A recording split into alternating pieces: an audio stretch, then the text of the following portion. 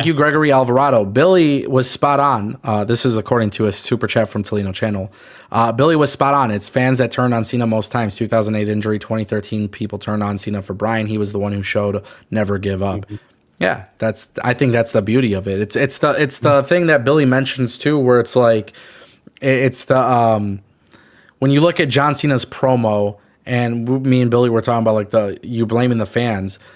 John Cena has every right to blame the fans for his heel turn. Why did he sell his soul, bro? I mean, he literally made it clear. Like, he doesn't even have to talk about why he specifically aligned with The Rock, but he very much made it clear, like, without necessarily saying it, I'm giving you guys what you wanted. This is what you wanted. No, by the way, you actually didn't want it. You said you wanted it, but you didn't want it because you wanted to constantly hate on me. That's in a weird way. That's the vibe I got from it. Like I said, I tweeted it out yesterday. I said my stomach's in knots, and this was before he had walked out. Yeah. Something about Cena being a bad guy. Like, I was so excited for it, but also in that same breath, I was like, I don't know if my stomach can bear to witness it. And I know that sounds dramatic. We're talking about fucking pro wrestling, for Christ's sake.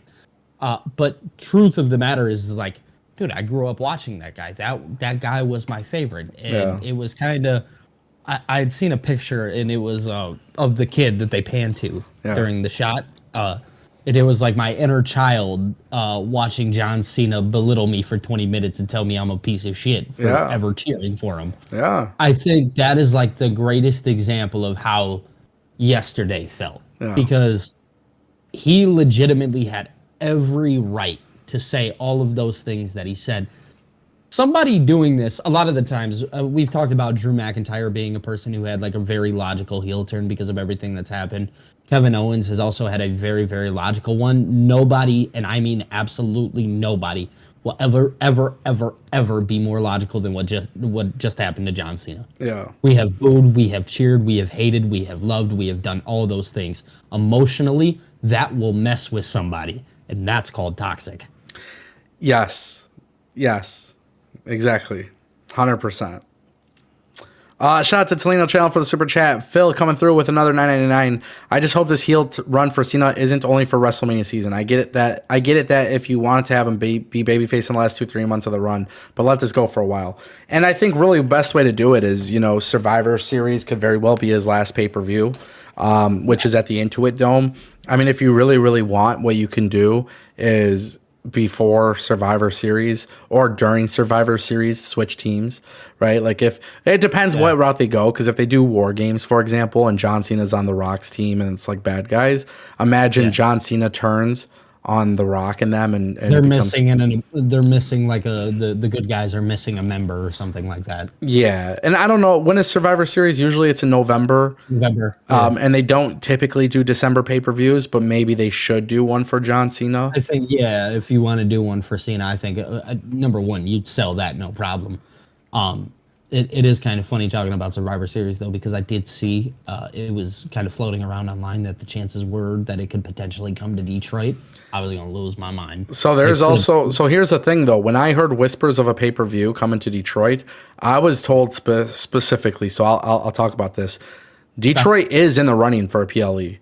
So now the question is it this year or next year? From what I was told, it was this year, and I was very specifically told that it was going to be anywhere from like October to November.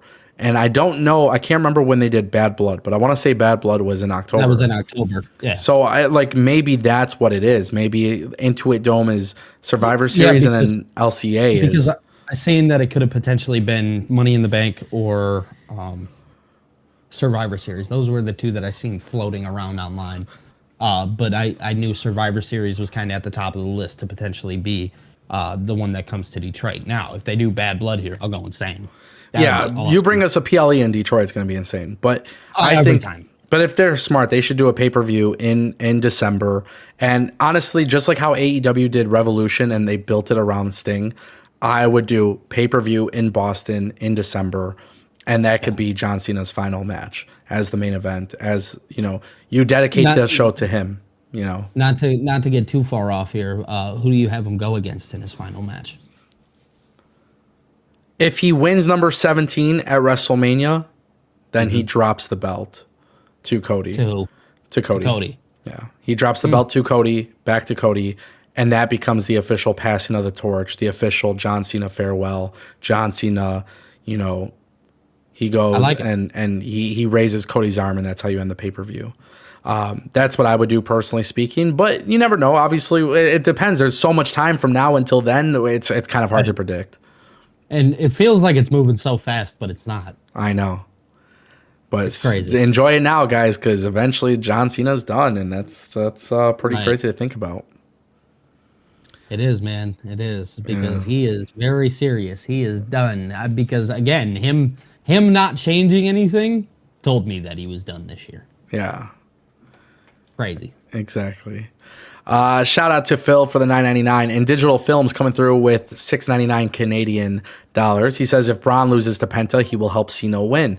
Heyman will be his manager in the Rock stable. I think a big swerve has to happen. So I don't know if anybody remembers this conversation that me and Billy had last week, but we were talking about people that could potentially join The Rock and John Cena and Travis Scott, right? Braun Breaker could very well be that guy. It moves him up to the main event, right? We also even threw out the names Ethan Page and Ricky Saints because of the ties to Ethan and The Rock and Ricky and Cody.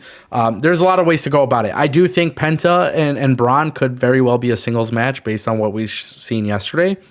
Yep. Maybe we still get a multi-man match. I don't know. But Penta should very well be Intercontinental Champion. They've been very stellar in the way they've built him up. Yesterday, they even gave him a better entrance. I don't know what the fuck it is with WWE, but they love getting better every week. Yeah, every week they find a way to make Penta's entrance bigger and better. This guy is an incredible talent. He's incredibly over. It's working out in his favor. So if you wanted to have Braun lose to Penta and then move up to the main event scene with The Rock and John Cena and everything like that, I'm cool with that too. I have no problem with that. I don't know who it's going to be, but I will say this in Digital Films. When you say I think a big swerve has to happen, brother, I think we have many swerves that are coming. I don't think they have to happen. I think they are happening. And you know, some things are probably in front of our eyes that we just haven't paid attention to.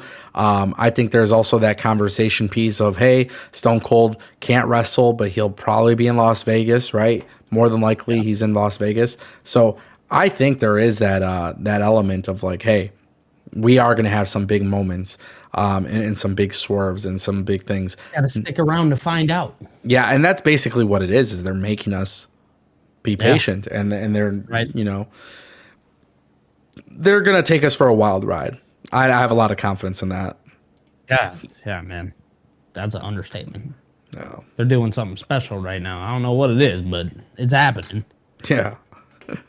Shout out to In Digital Films for the Super Chat. Toledo Channel coming back with 100 rupees. I want Rikishi to get involved in Jay versus Gunther feud. Till now, the feud is filled by fillers. I want Gunther to play mind games with Jay. Gunther attacks Pops. You know, I think really this is a great idea, and everybody wants to see Rikishi get his ass kicked by somebody in the WWE because of the fact that obviously his sons are in the WWE, and we didn't see him involved in the Bloodline stuff. I would have no problem. I don't know if you guys remember when Scott Steiner or Rick? No, it was Rick Steiner on NXT when Braun Breaker, you know, had to deal with that shit. And that was really cool, right? So like, why not do something similar with Rikishi and Gunther? Gunther attacks Pops. They easily can. Yeah, that would make a lot of sense. And I think this is more personal than the Bloodline situation because this is directly involving Rikishi. It's a son. Yeah. Rather than like his nephew or something like that, or cousin or whatever. It directly involves him. Like, this is my kid you're messing with here. I think that'd be good. But I think that also could potentially, again, it's all going to come down to if they want to make, how they want to view Jay. I don't know, because part of me is like, would it make Jay look weak in the sense that his dad like would come out to defend his honor or something like that? I don't know. So I think the response to that though is you can do something where Rikishi is advertised for Raw, and you do a backstage segment with him giving Jey Uso a pep talk before WrestleMania. You know, you do it before WrestleMania, the go home show. You do the go home show where Rikishi is backstage giving Jay a pep talk, getting him prepared. You know, Rikishi didn't win the WWE World Heavyweight Championship, right? So, hey, son, like, this is your opportunity to make a legacy for our family, just like your cousin Roman. You know, like, You could do things like that where Rikishi's talking to him backstage. And then you can do where Jey Uso has to have a match on the go home show with somebody. Rikishi's backstage and Jey Uso's in that match, and he gets distracted because on the screen you see Gunther destroying the locker room with Rikishi in there. And then what you do is you have Jey Uso, who's so distracted by this, he gets rolled up, pinned, right? He loses the match. Jey Uso gets out of the ring looking for Gunther, and he goes to check on Rikishi and starts brawling with Gunther. And there you go. You have your moment right before WrestleMania. Jey Uso, his father just got his ass beat. Now you're getting the emotional attachment of people like, okay, now you want Jey Uso to win. Fair. That's fair. I think that works out. I can see that. Yeah, it does. Shout out to Toledo Channel for that super chat. He